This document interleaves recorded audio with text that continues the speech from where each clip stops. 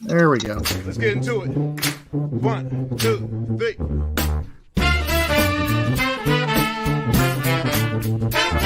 Let's get some more. Have it in. Some more. Just give some more.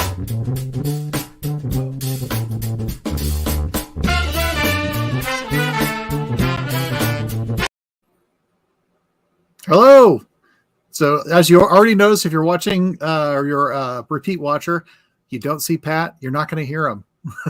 But then again, you might. We don't know if he's going to show up. So I will do the Patrick part of welcome to my whiskey den. And tonight we do have our second in our cocktail series with Madison from 6&Twenty.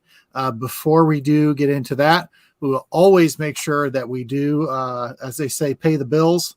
Ben, you want to do it? I cannot do it the way you do it, Mike. You've got this down to a pad. But all you beautiful people out there watching, hit the like button, make some comments, get in the chat, talk with the wonderful people out there, share, subscribe, click the bell notification, do all those wonderful things for us. Help yourself keep up with what we're doing here. So, see, that was perfect. Someone's going to steal that and use it on their own show.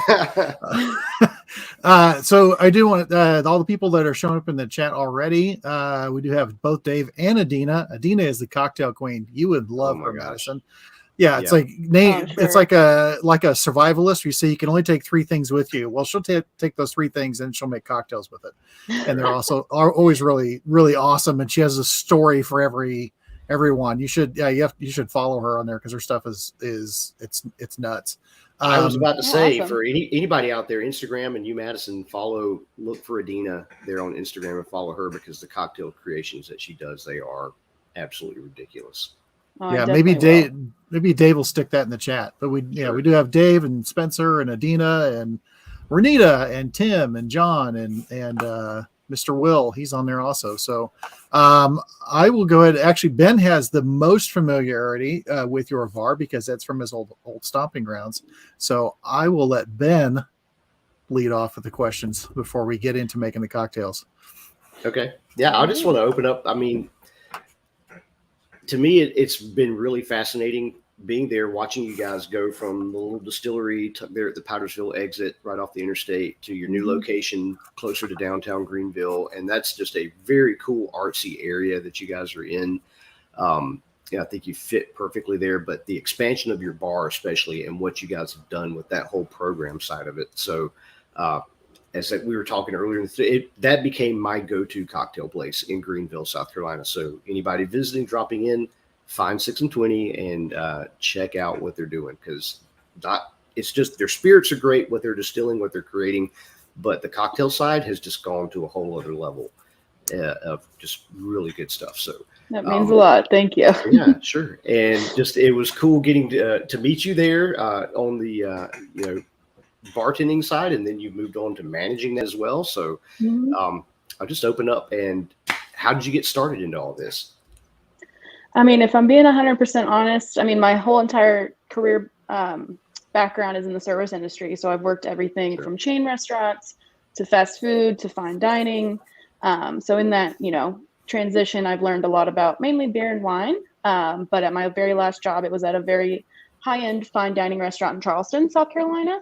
And even though I was underage, I still had to learn everything there was to know about the cocktail menu. So I came in with a lot of knowledge, not about techniques or anything, but a lot about what people like and what's seasonal and all that stuff, what combines well together.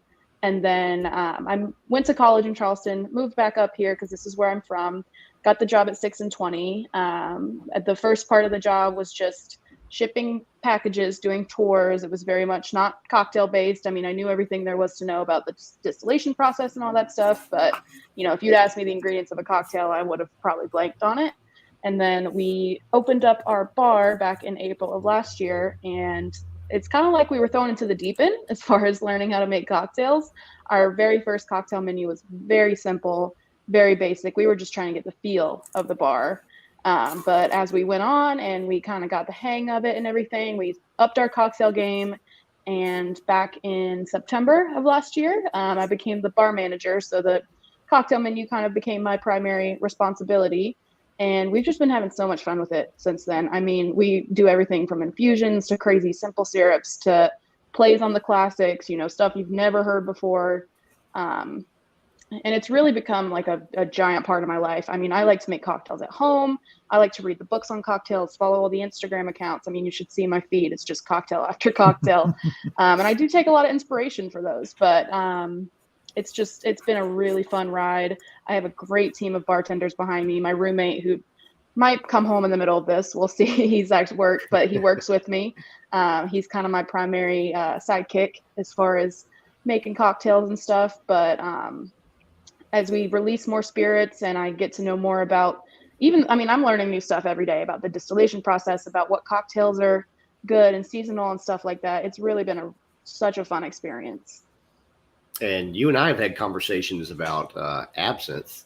I'm excited to see that that's now being included in some cocktail creations that you have. Yeah, you're a fan of that. So yeah, my roommate and I kind of dug into those samples that you got me one night. Right. We had a fun night that night. We had a lot of fun. Good, but because I've got more to bring you sometime. So good. But he loves to play around with absinthe and absinthe rinse and all that stuff. He's big into taking a classic and kind of twisting it around a little bit and putting a 6&20 twist on it. But we definitely make use of the absinthe at the bar.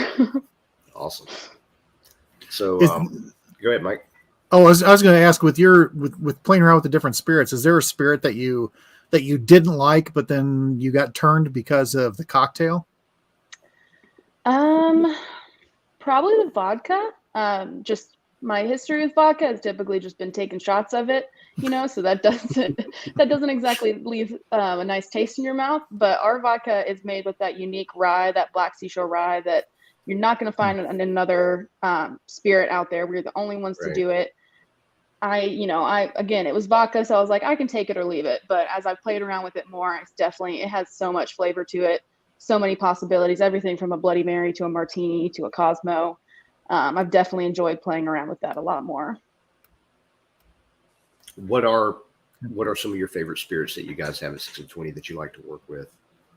When I first started, it was the bourbon, because I started in the fall. Mm-hmm. So we were working with a lot of apple and pumpkin and very, warm fall flavors. And that's just my favorite time of year. So I definitely was enjoying that. And then when we released our rum and it got a little warmer, I definitely leaned into the rum. I was making all kinds of daiquiris and mojitos and stuff.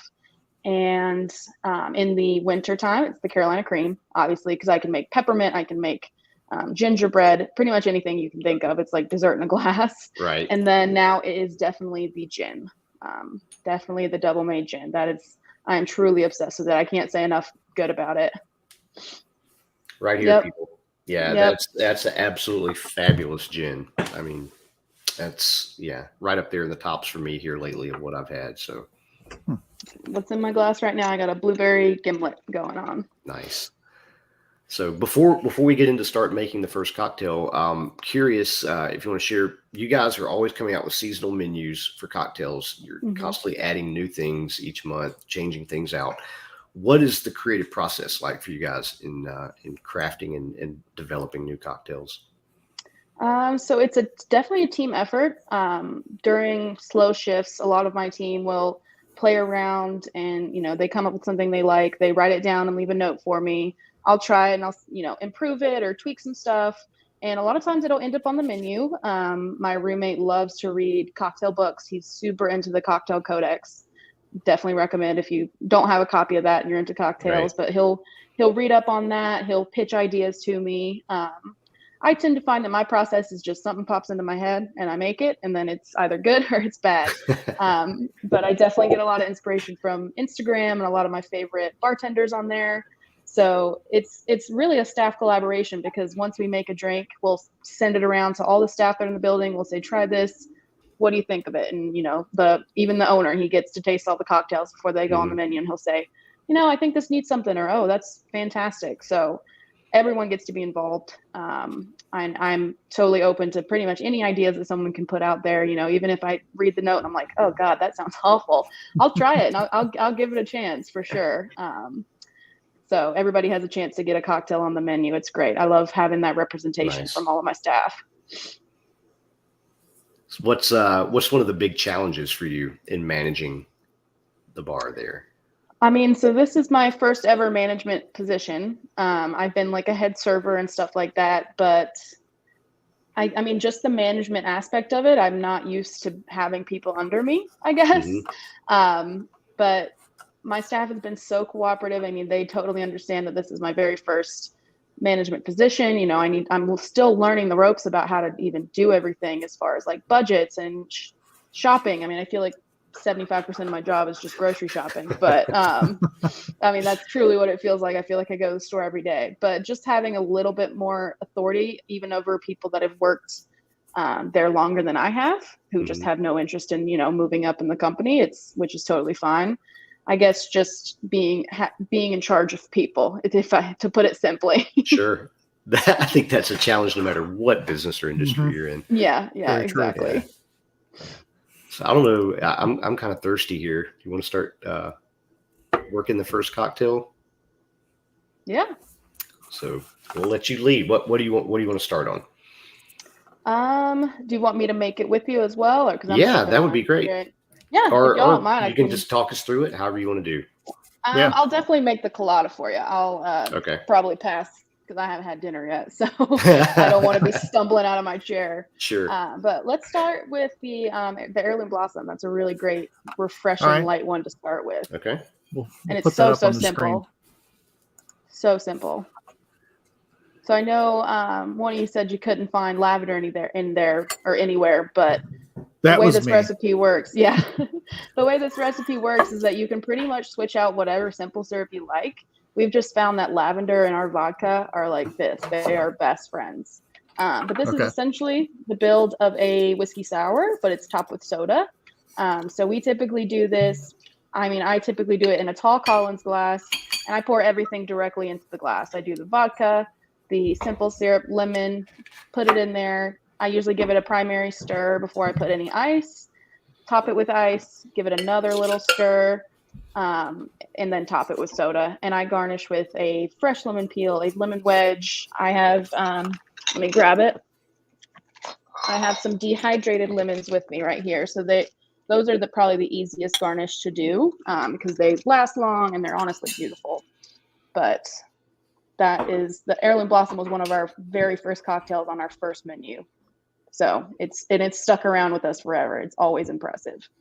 And we've also played around with floral ice cubes for it as well. Oh. So that, you know, kind of added to that presentation factor as well. We're big on presentation at 6&Twenty. You guys are, and I've always been impressed with everything that you have made or served. It's always top notch in the presentation. Yeah, I mean, you drink with your eyes first, so you know you're not going to want to drink a drink that doesn't look appetizing. So adding up in your garnish game definitely makes those drinks look appealing. But yeah, this one's stirred in glass. If you really wanted to get fancy with it, you could do a mixing glass, but I found that the less dilution, the better, because you want that lavender to really, really pull through.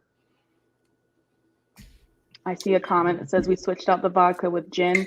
I've been doing that a lot. The lavender and the gin are literally perfect for each other. I bet that works out great. The lavender gimlet that was one of our gin release specials, and it sold like crazy. But this one's such a refreshing drink. I mean, perfect for laying out by the pool or when the weather's a little hot. I just got blasted with soda here. Uh-oh. That's been sitting out a while. I had no idea that would still be under any kind of pressure. Okay. I can't tell you how many times that's happened to me at work in front of a whole bar. It's great. Oh, that's dangerous. Yes. I get that word a lot about our drinks. Is, those are dangerous. Yeah. Yeah. That is. You finished it before you know it. It's one of those drinks. Right. Yeah, there was this is now a couple years ago. I got hip to it's a pre-made cocktail, so to speak, called Lawn Dart. That is it's lemon liqueur and what is it? Ginger, I think. and ice cold, it's fantastic. But it's like Right. it drinks incredibly easy. This beats that this would disappear. You can make this in much larger quantities. Oh This yeah, this is really that's good. definitely one of our go-to batch cocktails as well. If we're making for a large group of people, it just pleases everybody. No Right. one's ever upset to receive a glass of that. Yeah. This is that come home from work, sit on the porch on a summer day, and be careful you don't pound 2 or 3 of these quickly. Very much so. Keep a pitcher in the fridge. Right. Yeah. Yeah, I mean, it's that easy, which is, good and bad. There's good sides and bad sides to it. And now I'm going to make this with the gin because I highly recommend. Yeah. I highly recommend. It gives that little more punch to it, but that vodka is so smooth. You can't. I would say vodka is meant to be tolerated, not liked, but I genuinely like that vodka.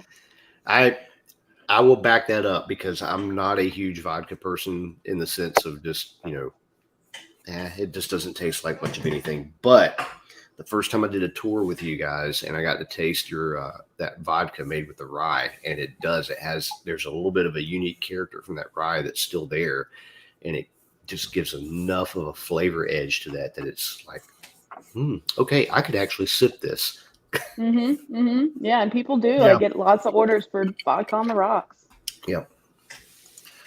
Have you done a lot with with barrel aging some of yours in some of the used barrels from the distillery? So we've never done anything with our vodka. We are coming out with a bourbon barrel aged version of our gin as soon as it's ready. Okay. And our rum is finished in our bourbon barrels. So we do play around with it quite a bit. I mean, we have anywhere from 150 to 200 barrels at a time. And I guarantee at least 10, 15 of them are just pure experiments.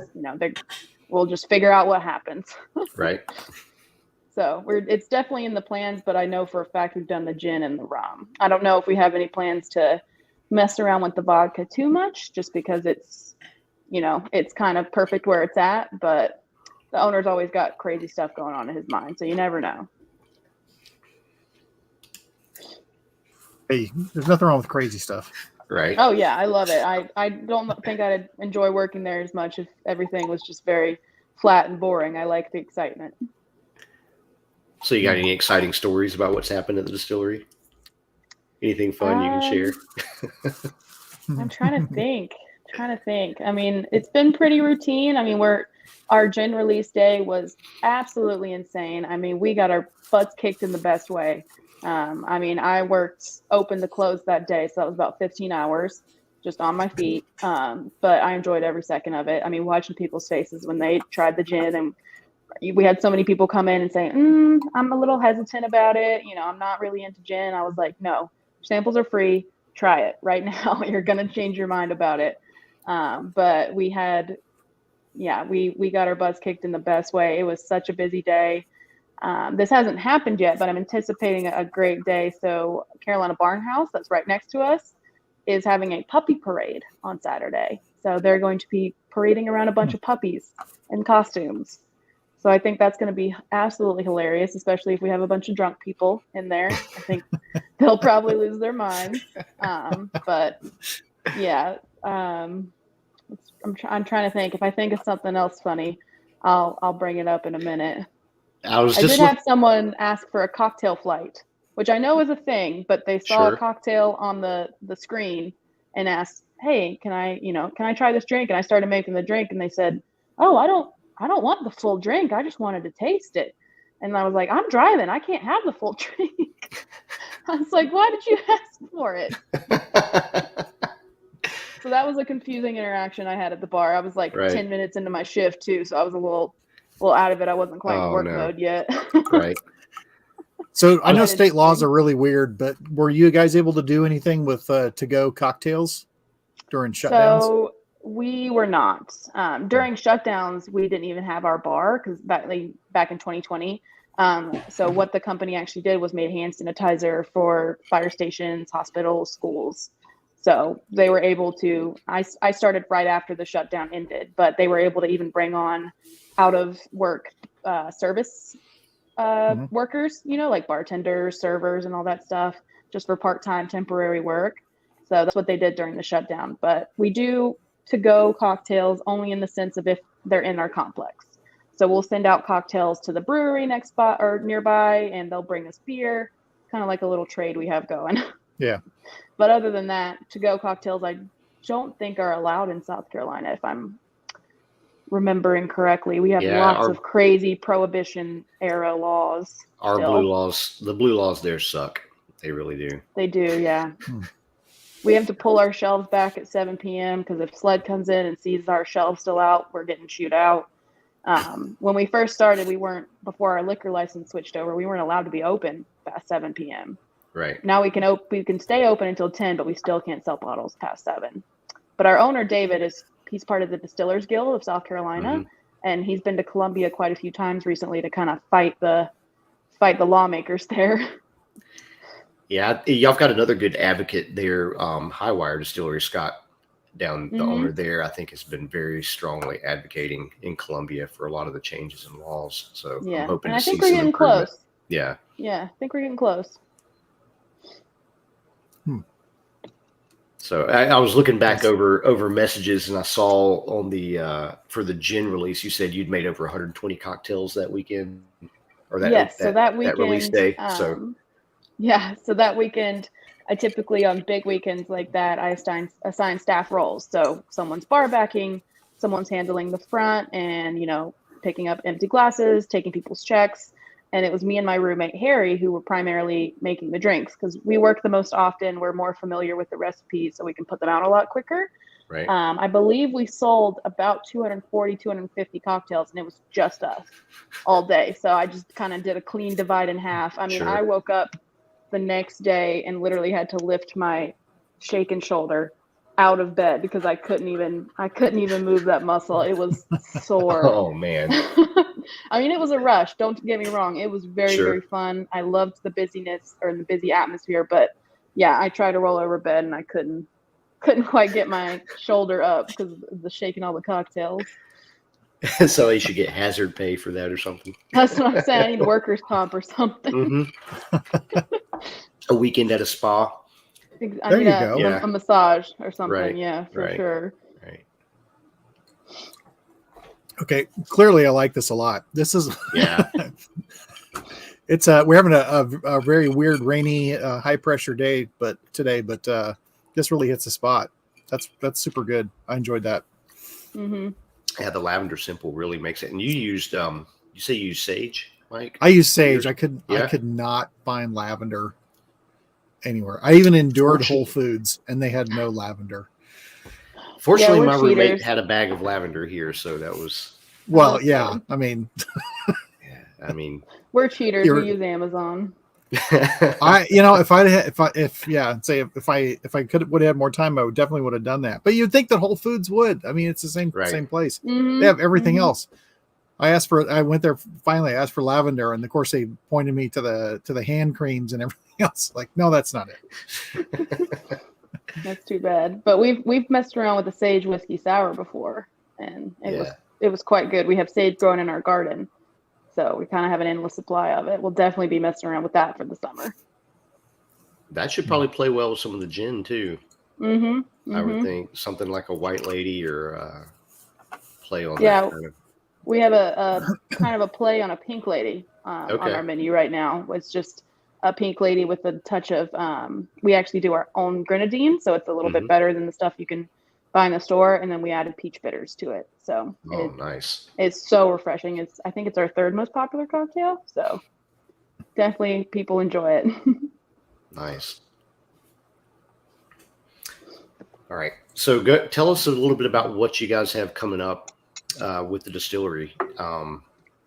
Events, different things going on. I know I've seen you advertise some cocktail classes, stuff like that. So we have started doing the cocktail classes once a month. Typically I lead them. Everyone has a different theme. So our last one was gin theme. So we made 3 different gin cocktails. We made a blueberry daiquiri. We made just the traditional Pink Lady. And it was very, very funny trying to watch everyone separate an egg white. You think, it's pretty easy to me now that I do it all the time, but I had to lead quite a few people how to do it. And then we made, good Lord, what did we make? Oh, we made a Negroni. So Okay. just a kind of a classic. A lot of people didn't know about it. You know, they didn't know that sort of thing existed. So we decided to throw a classic in there. Our next cocktail class is classics with a twist. So we'll be doing like a play on an old fashioned, a play on a martini.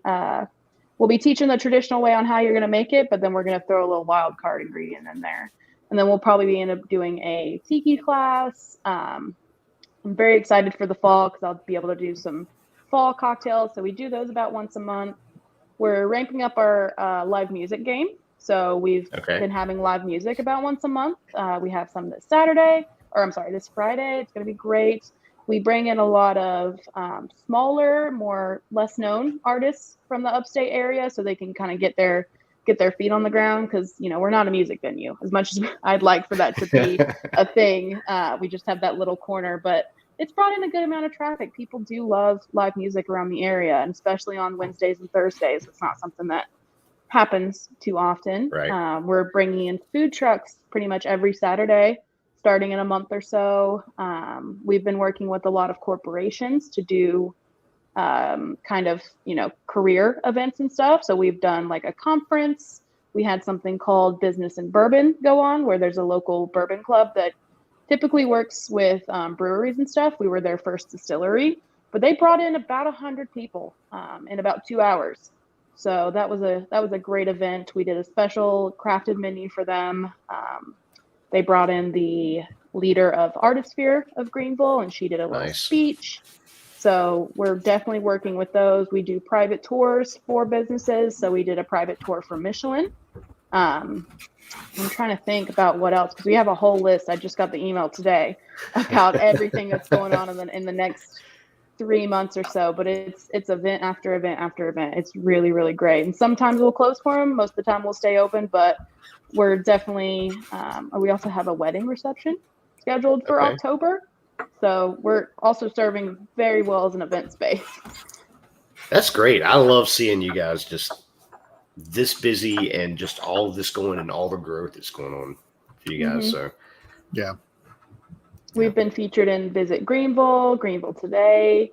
Fox News did a feature on us, which fortunately I've yet to receive the footage from because I was the one who made the cocktails. They were like, "Oh, we'll send it to you in a week," and it's been 2 months now. But we did a feature on them. We've been in a couple different magazines. We actually just did a photo shoot for Southern Living. So we're definitely getting our name out there for sure. We're very excited about that. I know this, and I know I've probably told you this before, the rye, and I'll throw this up here real quick, is just so unique and so good. And I've shared that with distillers from Kentucky to Texas and all around, and it's just everybody loves it. I mean, I have not had anybody with a negative or anything, but I'm usually having to, at least when I was living down there, especially having to mule the heirloom rye out to different people because it's such a favorite. But yeah, if you like rye, you are definitely not going to leave without a bottle of that rye. Right, I mean, right. It is so spicy, so earthy. I will say it's probably my least favorite spirit to make a cocktail with, just because I hate to cover up the flavors. I mean, Gotcha. I don't want to, change the flavors too much, but it's very, very rewarding and satisfying when I can make a cocktail that kind of showcases that rye. I've used it in a few Manhattans, and it always comes through really nice. Yeah. Yeah, and it makes a great old fashioned as well. If you do a little honey simple instead of regular simple, that sweetness, that herbal sweetness of the honey really, really ups the game of it. Okay. Game on. Yeah. So that Highly was recommend. one of the questions I was going to ask is what's been the most challenging of the 6-20 spirits you've had to work with, but would that rye be it, or is there another one that's been worse? Okay. By far. And it comes down to the fact that if people like rye, they're typically going to order it straight. They're typically just not going to go for the cocktail. They like what they like. But we have found a couple different variations of cocktails that work really well with the rye. It's definitely the most challenging because, like I said, I don't want to cover up those flavors at all. Right. We have to do very basic plays on Manhattans, like you said, or old fashions. We did kind of a play on a Boulevardier one time. So, all right. by far the hardest, but when I can get it, most rewarding. As personally a big rye fan and a craft spirits fan, are there any plans to do like a single barrel cask strength release of the rye? Because I'd love to answer that question, but if there is, they have not told me about it. There's the kitty. And what's Tibby? Cute. I knew she would get up in my business eventually.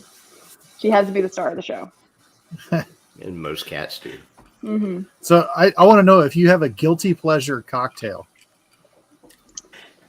I mean, if you were to ask me before the gin came out, it'd either be a whiskey sour or a daiquiri.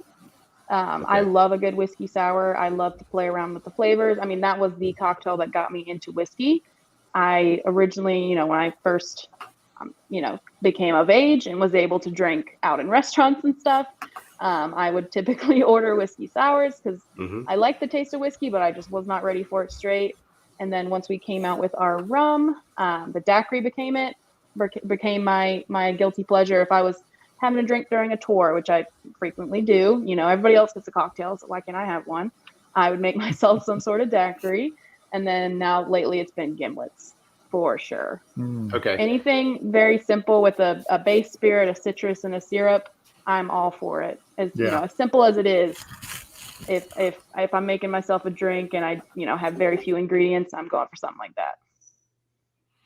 All right, Mike, what about you? I don't think we've ever had this discussion before on here. Your guilty pleasure cocktail. Yeah. A guilty pleasure cocktail? Boy, that's a good question. Honestly, I tell you, I know what it is. And I don't have either one of them in my house. Don't judge Probably me. for the It is Black Velvet and Sprite. Interesting. It's okay. I tried Black Velvet because someone was trying to tell me how good it was, but take preferably Black Velvet that's a little cold, and put the Black Velvet in the glass, put Sprite on it, and don't mix it, and just put a couple of ice cubes on it. It's extremely refreshing. Obviously dirt cheap. We were calling them white trash cocktails for good reason. But yeah, I'd have to say. So, all right. What about you then? I think here lately, and I don't know, it used to not be a thing for me at all. I mean, I've always liked tequila for a long time, but just a straight up simple margarita. Yeah. Go out for some tacos, get a margarita. And I had a margarita last night, so I can't blame you. Right. I don't see. I just can't see margaritas as being a guilty pleasure because, man, they're good. I guess it is for me because I see it. It's like you see it all the time. Everybody's get a margarita, go get one of these huge margaritas or whatever. Yeah. And the pitchers, those are the good stuff. Right. Well, as long as you're not calling them margs, I think you're all right. Right. and that for me is traditionally or typically when I'm out, I'm either having a gin or a whiskey cocktail, unless I see absinthe on the menu, then I'm getting an absinthe cocktail if they have it. But margarita or a smoked like a mezcal margarita, especially. And that I think is getting beyond just guilty pleasure type thing. You're getting a little bit more special there. But yeah, just a simple straight up margarita. That works. You like a salt rim or no salt? I can go either way. Doesn't matter. I'm not. For some reason, me and the salt rim are just not friends. I just love a good regular rim. I mean, I prefer to always drink my stuff out of straws. I'm just that person, so it doesn't really matter. Sure. But if they ask me salt or no salt, I'm saying no salt. Now I'm gonna dig on you a little bit here, Madison. So margaritas, mezcal. How are you with mezcal? So I over quarantine, I went through a few bottles of mezcal, making margaritas at home with Grand Marnier and everything. Okay. So yeah. So progression to the next step, smoky scotches. Like an Iowa Scotch, like Lefroy or something. Okay. So those are the scotches I'm not typically a big fan of. Okay. I love the sweeter scotches like Macallan and stuff. For my 21st birthday, I ordered a $50 pour of Macallan 18. Or 15. I can't remember which one it was, but it was one of the best things I've ever had in my entire life. But as far as things like Talisker, any of the more peaty or Speyside ones, have yet to get into them. I've So yet to get into them. that leads me to the next step, the last step here.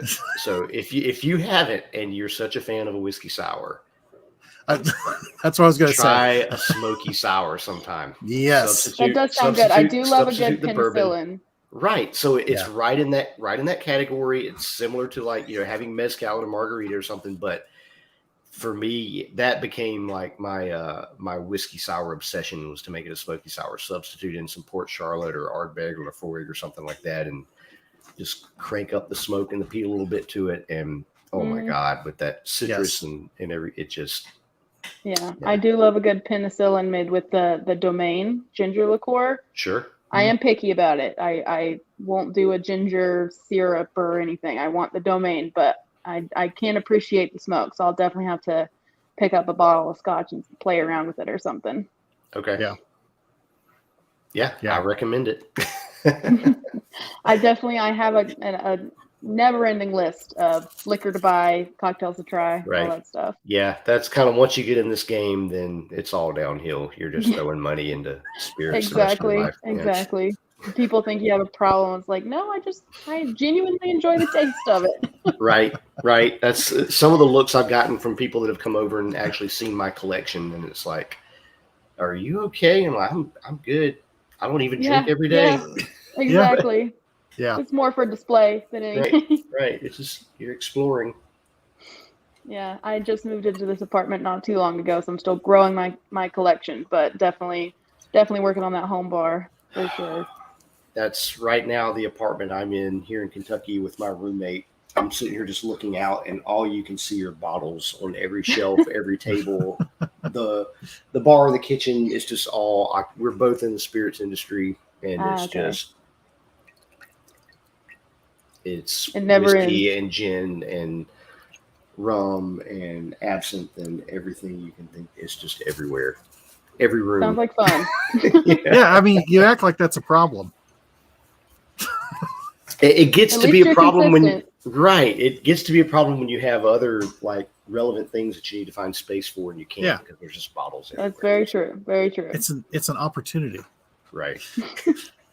And then you're shopping for more bookshelves. Yeah. I'm currently in the market for a bar cart right now. So There you go. Should we move on to the Mule? Yeah, for sure. Let's do it. Again, this one's super simple. I do like this one as a shaken cocktail, just to, make sure all those flavors get combined together. A lot of times blueberry simple syrup can turn out a little thick. No matter how you make it, every single time I've tried to, tweak the proportions, it always just comes out a little thick. Yeah, but it did that for me. Yeah. I'm not complaining. It's not your fault. It's right. Just the nature of the syrup. But this is by far, I think, our second most popular cocktail of all time. So the next one we're going to be making is our first popular cocktail. This is our second. We even released the recipe to our newsletter. People lost their minds about it. And we like to offer, when we do Mule at the bar, we like to offer the option of vodka, bourbon, or rum, kind of like a Dark and Stormy or a Kentucky Mule or a regular Mule. So I just put bourbon on this recipe because that's my personal favorite way to drink it. But it's very simple. I like to just put the bourbon, the simple, and the lemon into a cocktail shaker. Shake it up. You don't even have to shake it up for very long, just enough to get that blueberry simple mixed in there very evenly. And then we use very specifically, I think I have a can of it, but it's way over there, the Q ginger beer. We are just so loyal to that brand. We buy their tonic water, all kinds of stuff, but if you're in the market for a ginger beer, definitely, no offense, but skip the Goslings, skip all that stuff. It's just way too sugary. That Q definitely has that spice that ginger beer should have. And I like to garnish again with a dehydrated lemon. I also love to do a blueberry skewer. All of my blueberries that were in the fridge unfortunately went bad, or else I'd show you how I did it, but they unfortunately don't last very long. So that's why we like to turn them into a syrup. It's also great to muddle the blueberries just directly in the shaker. That kind of ups the freshness of it, but syrup is a great way to kind of preserve the life of the fruit. Oh. Yeah, also dangerous. Yes, very much so. Holy crap. It goes great with the vodka or the rum or the bourbon. I Wow. love a good Kentucky Mule. Again, that was one of my introductory whiskey cocktails. So I mean, obviously you use your own whiskey for this one, but have you tried with some other, higher proof or higher rye content, other bourbons to see what results you get? I have played around a little bit. So like I said, my bar is still a little understocked, but my very first whiskey was Maker's Mark, and I still will always hold a very special place in my heart for it. So I've definitely messed around with Maker's Mark. It's a little sweeter, a little more caramelly, stuff like that compared to our bourbon, which has a little more spice to it. I know Maker's Mark is a little different, but I do love Bullet as well. That's one of my favorites. I do like their rye as well. If you want a little bit more of a kick, a little bit more of a spice to kind of combat the blueberry, definitely the Bullet rye is a great option. And I do like Angel's Envy as well. Those are probably my outside favorites. I'm assuming you have. Have you made this with your rye? I have, yeah. Because that's what I just did. And oh my God. It was a little earthy for me. It is. But I can't appreciate it. My roommate did it as well. And he really, really loved it. That's what I just decided. I just called an audible here at the last second. Decided I'm going to try the rye in this. And it brings the earthiness out in it even more, I think. Mm-hmm. And for me, my palate, I love that. So yeah, I'm trying to coach my palate into appreciating more earthy and bitter things. Just take some time. Yeah, you said you weren't too big into coffee, so that obviously hits. Yeah, I have always preferred other ways of getting my caffeine. I mean, I love a good iced coffee every once in a while, especially if there's Carolina cream in it. But just not a coffee girl. Can't explain it. I'll give you a pass on that tonight. But I can appreciate the art of it and the variation that exists in that coffee world out there. Yeah, pretty good. Mm-hmm. Definitely. This is one I would like to play, or I would play around with adding. I've done some, trying to think, some like bourbon smashes in the past and some stuff with blueberry with that, where I use a little Thai basil. Oh, yeah. Shaken up in there as well. And that provides the sweetness of the basil, but a little peppery kick to it too. And it's. Yeah, I think back in maybe November, December. It's a little, sorry, my cat is playing with a plastic bag or a paper bag right now. I'll stop her if she gets too loud. But somewhere around there, we did a little out of season, but we played around with a cocktail called Thai Will Always Love You. It was my creation, but it was the vodka, fresh basil, coconut water, lemon bitters. For some reason, we just had an overgrowth of basil in our garden, and I was Googling. I was like, what goes well with basil? And it was all Indian food, and Thai food, which I absolutely love. And so essentially I took the components of what would go in like a curry or something and kind of turned it into a cocktail. Right. So I do love playing around with herbs. It's I love basil and mint and thyme. We've also played a lot with thyme and mint. Nice. So I definitely can see that blueberry and basil working well. Yeah. I'm just imagining drinking a whole bunch of these and everyone smiles at each other with blue teeth. Right. Yeah, it's a very pretty drink, but it will leave you stained like a little kid with the blue mouth. Mm-hmm. A very photographable cocktail, though. No shame here. Yeah. It's just too good. All right. So you mentioned the Codex earlier. There's some resources you could point some of our listeners to, and people watching, as far as if they want to start getting into the cocktail game and exploring that themselves. What would be? Definitely start with the Cocktail Codex, because that goes into how every single cocktail out there stems from 6 cocktails. So you have a daiquiri, a flip, a highball, an old-fashioned martini. What's the third one I'm thinking of? If y'all want to shout it out, I'm trying to think. You got a daiquiri, flip, highball, martini, old-fashioned, and a sidecar. So every cocktail out there stems from some, configuration of those builds. So definitely start with the Codex. I mean, it teaches you everything from what ice to use to, the differences between bar spoons and shakers. So if anything, if you can only afford the one book, get that one.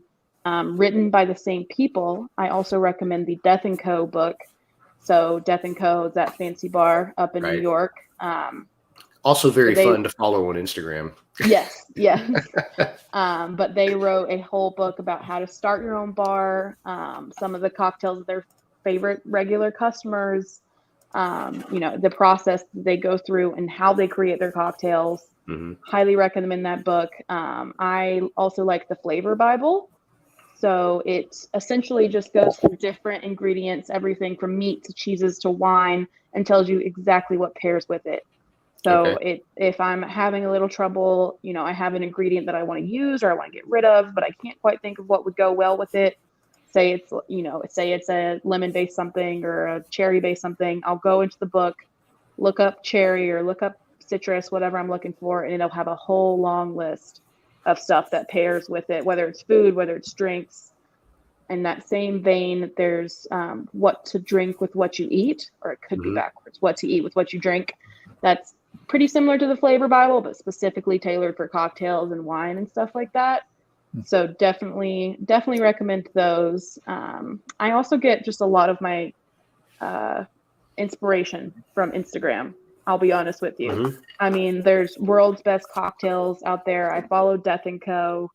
I follow quite a few cocktail accounts, and they'll a lot of times either list the exact proportions or just list the ingredients or, their thought process, just straight pictures of it. And you kind of have to guess what it is. It's a lot of fun. So, and then just the internet in general. I mean, there are so many awesome people out there that run blogs about their, home bars. They don't even work in bars. They just like to make cocktails at home. And so, I mean, I pretty much, I go everywhere for inspiration. I mean, I go to restaurants and I'll see their cocktail menu and I go, oh, that was a good idea. I'll definitely, I'm not going to steal the idea. Obviously, I'm just going to kind of take it and see what I can do with it. See if I can put a 6&20 twist on it.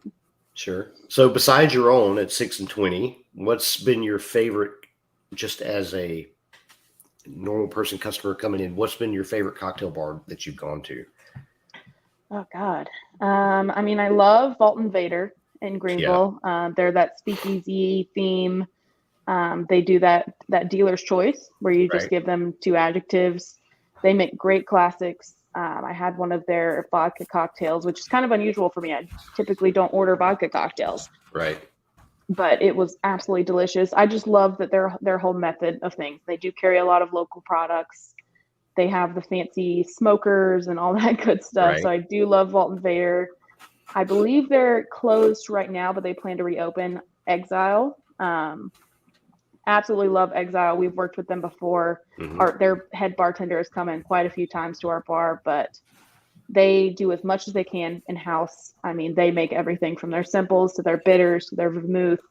So it's all very, very custom tailored for their bar. I absolutely love the whole vibe that they've curated. Trying to think. Those are by far my top 2 if I had to pick. Oh, and I see a comment that says lemongrass.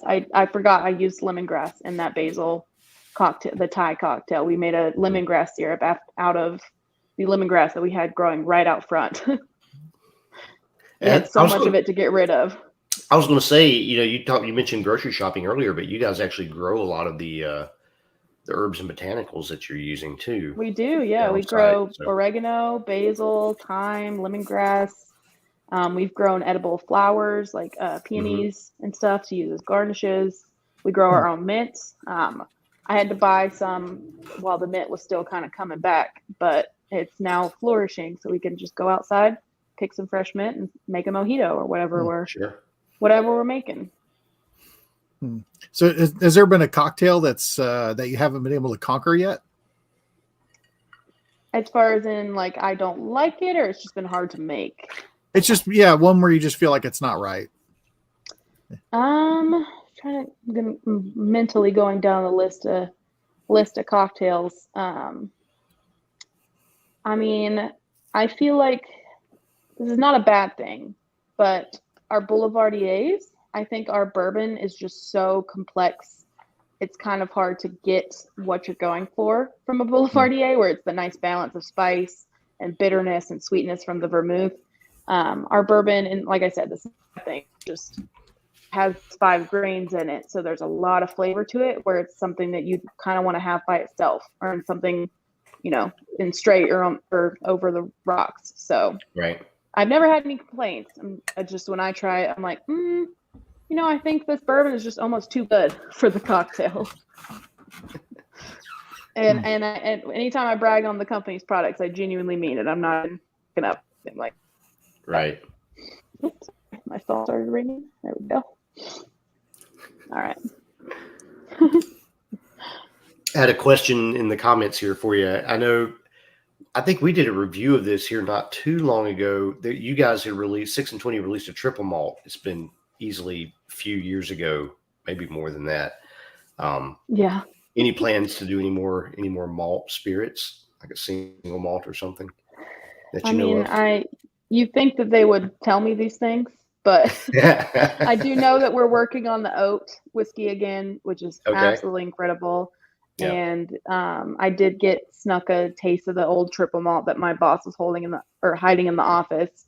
Right. But I could not tell you for sure if we're planning to do those things again. But we do get a lot of people asking about it, so he definitely should if he's not thinking about it already. I think I have a tiny bit left in my little 375 bottle that I got from you guys. It's one of those that you just put away and you save it for a special moment, because when it's gone, it's going to be gone. But yeah, no, It was really good. It was just so smooth, so easy to drink. Mm-hmm. Well done. All right, I think we got one more cocktail we're going to walk through. You want to talk us through that one? We're all going to hold off on actually making that one so that we can walk away from the computer screen when we're done here tonight. But yeah. So I got all my stuff in front of me on a little. This one I know I have had at the distillery, and I can attest that it is absolutely fantastic. I mean, it is our most popular cocktail for sure. I mean, we could not keep the stuff in stock.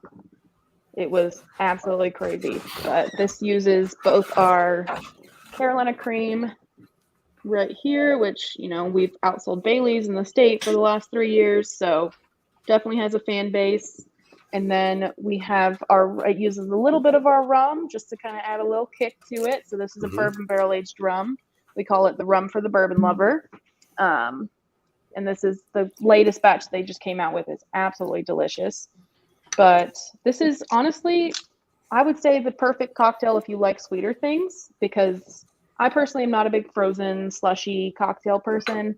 Right. If I'm going for something sweet, I usually don't want it to be frozen, but this is kind of like drinking dessert in a glass. I mean, I say that for about every Carolina cream cocktail, but nothing beats this, especially on a summer day. It's hot outside. You're feeling like something tropical, but yeah, so you're almost knocking on a painkiller here, basically.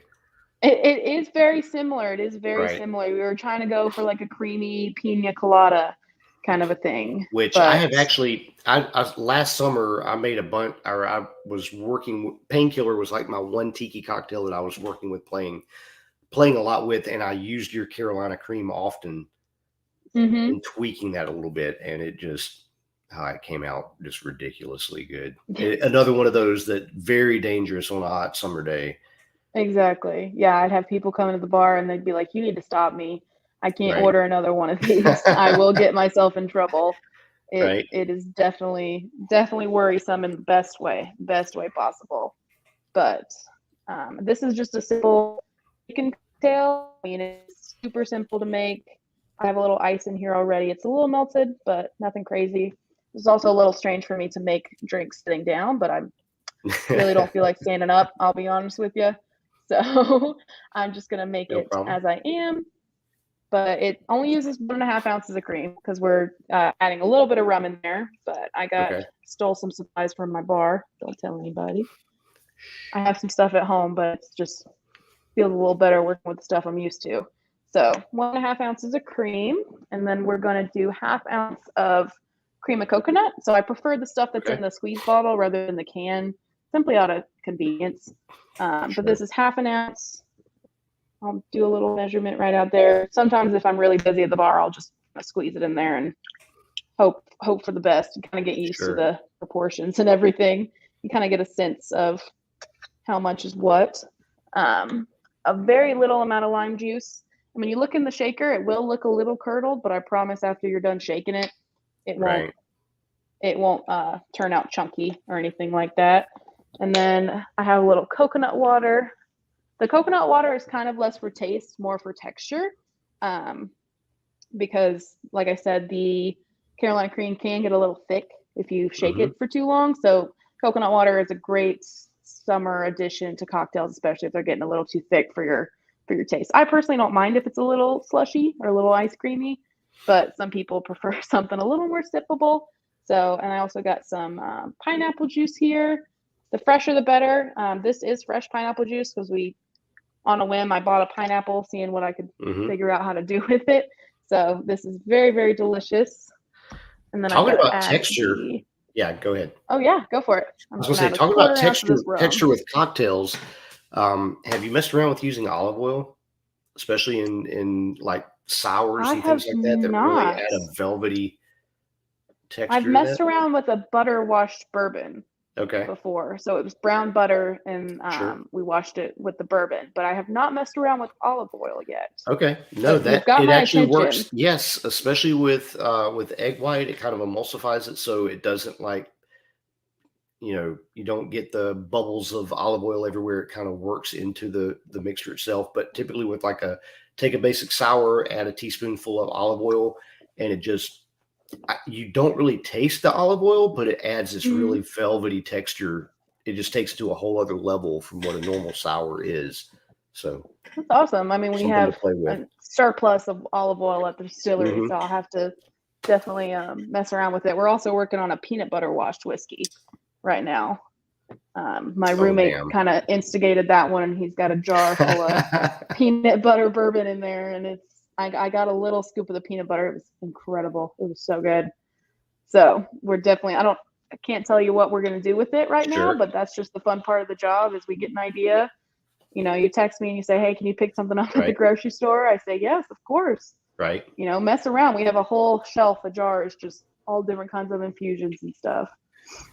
But yeah, this cocktail, like I said, super, super simple. I'm going to go ahead and mute myself so I can shake it up. And I do like to just dirty pour this. It's honestly the easiest way to do it, but you can strain it over ice if you're feeling fancy.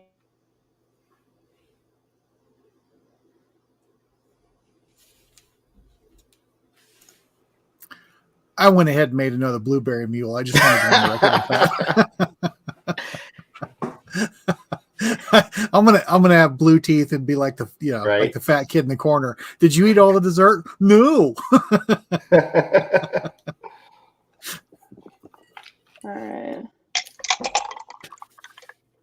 My ice is a little bit melted, but the result's gonna turn out the same. I mean, you can see it's not too creamy, but not too thick, and I can't even describe how it tastes. It's just so good. I just hope you make it to dinner. My roommate's gonna come home and be like, "Are you okay? What did you get into?" Right. I'll say, "None of your business." You can blame us. It's fine. It's not the first time that kind of thing has happened on this show. No, not the last either. Right. I do want, one of the comments that we got, and this is a distiller friend, Alan Bishop. What inspires you? Is it music or art or what? I mean, sometimes I will say art because sometimes I'll see a painting or a picture of a cocktail and I'll work backwards from that. I'll see the garnish, I'll see the color, and I'll say, what could possibly have made that beautiful color? What could that garnish be, inspired by? So I will say sometimes I do kind of work backwards from that. I mean, I don't like to call myself an artist, but I do like to dabble in drawing and painting and stuff like that. So presentation is very, very important to me. So I will sometimes start there and then work my way back to ingredients and stuff like that, which might seem like a weird process to some, but it seems to work for me. But that was a great question. I can't say that any music has inspired me as far as cocktails go, but I do like to listen to music while I am bartending. That is one fun thing about my job is I get to choose the music that plays. Okay. And what music is that? Right. I mean, it's I mean, I guess I'd call it alternative. I mean, it's everything from what my dad used to listen to in the early 2000s, you know, like Red Hot Chili Peppers and Soundgarden and all that stuff, to current bands that I've seen, Arctic Monkeys, The Neighborhood, all that good stuff. So it's every single day you walk into the distillery, it can be a different music vibe, which is always very fun. Current favorite songs on your playlist right now? Give us top 3. Kind of still a newer band, but I went and saw someone called Peach Pit up in Asheville a couple weeks ago. A song called Heidi, which we actually named the cocktail after on the menu. And only 2 people have gotten the reference, but it's been very, very fun. So that's definitely one of my favorites. I love Mitski, and then my favorite band of all time is Rainbow Kitten Surprise. I just recently saw them in Columbia. Highly recommend if you've never heard them. Nice. They're kind of like a folk alternative rock, I'd say, but I have a reference on the menu to them as well. So okay, kind of like sneaking in little hints and stuff about our personal preferences. I like that. No, that's very cool. Yeah, that's good. Yeah, it's fun. It's fun to kind of come up with the names and everything. People love cheesy names. I mean, live free, pie hard. Are you kidding me? Right. Our Carolina cream cocktail right now is called Nanner Pudding, spelled like that too. It's not banana pudding; it's Nanner Pudding. And that's very also the tasting notes right there. Right. Yeah, exactly. There's no further questions. It's Nanner Pudding. That's one of the most fun parts of the job, I'll say, is just coming up with the names, because there's really no limits. As long as it's sort of family friendly, you can make it anything. Man, I know this is. I know it's yeah. And I'm really enjoying this with the rye too. So I'm glad it's leaving y'all speechless. That's a good sign. Yeah. I'm gonna have to try that with the rye. I do have a little bit of that 6&20 rye, so I'll have to try a smaller cocktail. Quite honestly, it's like every cocktail I've had there with you guys. There's not a one that I wouldn't have over again and again and again and again. Everything you guys have done has been absolutely top notch and fantastic. So I'll reiterate this. Anybody traveling into South Carolina, coming into Greenville, please stop at 6&20. Check out Madison and what they're doing at the distillery there with the bar scene, as well as all their spirits they're making. I mean, you've heard us review those here over the last couple of years on the show. They've been great. We've enjoyed checking that out. And but what they're developing there with their cocktail scene, I think, is absolutely fantastic. So definitely worth checking out. Thank you very much. Yeah, we're a little off the beaten path, but once you find us, you'll want to come back. Right. Highly recommend. I mean, I love working there. I couldn't say a bad thing. So. Right. Ben was teasing everybody with pictures, when he started going there for the like the first time. It's like, what, are you going there every night? I would if I could, right? Yeah. I'd probably be there this week at some point if I were down there. But we look forward to seeing you again. Yeah. We'll definitely have some new creations for you. Can't wait. We just need to make the distribution better for 6&20. Right. Yeah, we're working on it. We just broke into Florida, so we are getting there. Emily Chambers, there you go, Florida. Yeah. But I mean, we're up to 9 states now that we are in liquor stores for, and we can ship to about 30, 35. So a lot of the time, the only thing stopping us is the state laws. I mean, as much as we want to fight and punch our way in there, they're turning us down. So, but we are really trying our best. If anyone's interested in being a brand ambassador for us, that opportunity is open, because we definitely need people across the states. Because that's another thing that holds us back, is just getting someone that's in that location to work for us. Because it's a little bit of a long distance thing too to handle. But I've been doing that for years now. Where's my paycheck? Send me an email. Maybe I can work for you. I've taken y'all to Kentucky and Texas and everywhere in between. So send me an email. Yeah, Texas is one of the states we've been trying to get into for years, and they just every time turn us down. They're like, no, our state laws don't allow it. That's another state with some absolutely ridiculous blue laws. No, they're stupid. Yeah, So ridiculous and stupid. it's And I a mean, simple way to put it, South yeah. Carolina is bad, but Texas is just even Yeah. worse. As a distillery, I don't know if you realize, as a distillery in Texas, you're only allowed to sell, what is it, 2 bottles per customer for 30 days. Yeah, for 30 days. They can walk distillery. across the street to the liquor store and buy case after case after case as much as they want of your product, but directly from you, you're allowed to sell them 2 bottles every 30 days. Yeah. Yeah, I mean, we used to be limited to 6 bottles every 24 hours, which doesn't sound as drastic as obviously the 2 bottles, but that still was a pain because people wanted to buy more than one case of Carolina Cream or something like that. And we obviously prefer for people to come straight to us. You know, they like to buy that local, but I hated having to explain that to people. I felt so bad. Right. But now those laws are a little more lenient on us now that we have a cocktail bar and we have food or, you know, light fare. So we can sell more bottles if we'd like, which we always encourage. So definitely. And that's something we always encourage on this show. If you have the chance to pick up the craft spirits, go directly to the distillery and get it straight from them.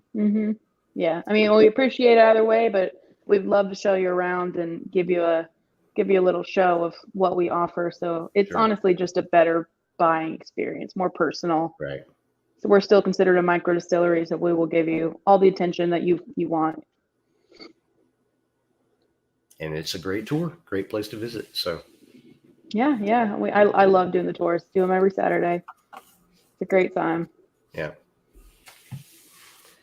All right. So I think we lost Mike for a second there, but yes, it looks like you're back on. we have a storm coming through our area. I think it's oh well, it's a good time. But yeah, we don't usually like to keep people more than an hour, and you are well, you're both an hour ahead of me, so right. I'm a night owl. Doesn't bother me. Just like middle of the day for me, but we certainly appreciate your time. Thank you for coming on. And if there's anything more you'd like to share about 6&Twenty, what's going on there, or where people can follow you social media wise and keep up with what's going on with Madison.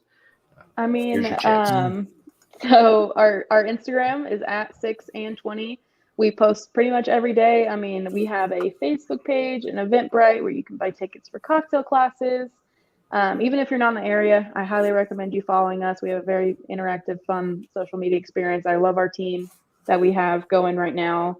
I'm trying to think. We have a website where you can sign up for our newsletter. So we'll send you about a monthly newsletter. We're not spamming you. Don't worry about anything like that. But you'll get everything from upcoming events to, you know, cocktail recipes for our most famous cocktails. We do like to send those out every once in a while, to pictures and news that you'll hear maybe a week ahead of other people.